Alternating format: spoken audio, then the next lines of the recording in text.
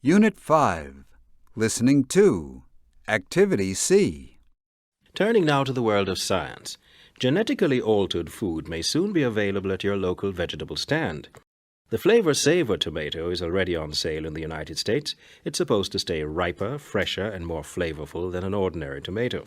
It's also one of the first foods to be produced by biotechnology. But not everyone is a fan. As Nina Whittam reports, consumers often have an uneasy reaction to scientifically improved food. At the Kensington Fruit Market in Toronto, tables are piled high with everything from rutabagas to radicchio. People are picking through the produce, comparing prices and freshness. Ask them about genetically engineered vegetables.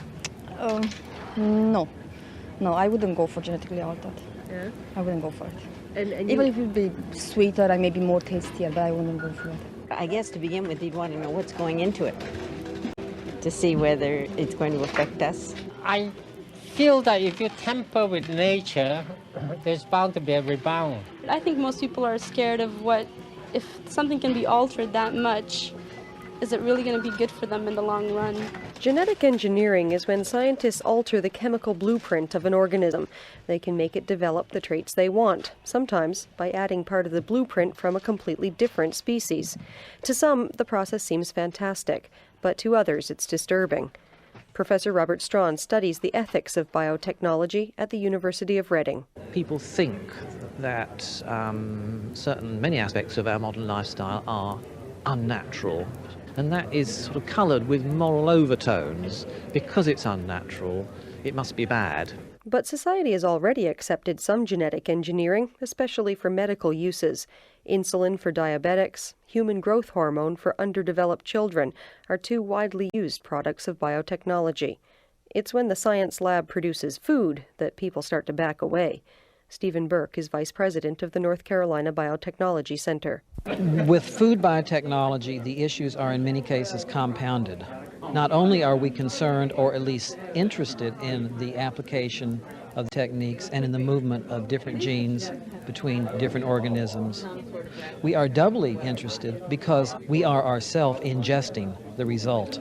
Burke says the biotechnology industry is realizing people have moral and cultural reactions to food, and so this very personal commodity may be the area where the debate over the ethics of biotechnology comes to a head. Susan Harlander is Director of Research with Land O'Lakes Dairies. She says the key for food producers will be to underline the benefits of biotechnology, such as higher quality foods. And she says people need to see the science done in a lab as a continuation of the science that has long been a part of farming. I think most people don't understand breeding and selection and how much modification of the food supply has gone on with traditional agriculture and how little we can actually control what's happening in a traditional breeding experiment versus what we can control with genetic engineering. Back at the Kensington Market, Linda Arugio is busy helping customers at the checkout counter. She says genetically engineered foods aren't that different from other hybrid products she's sold in the past. She remembers a lettuce, a cross between two varieties that people just wouldn't buy. But she says watermelon with no seeds has caught on and has loyal fans. Once people get used to trying different things and they start thinking that it's all right, or even accepting that it's all right, or knowing that it's all right, they'll start buying it and getting more into it.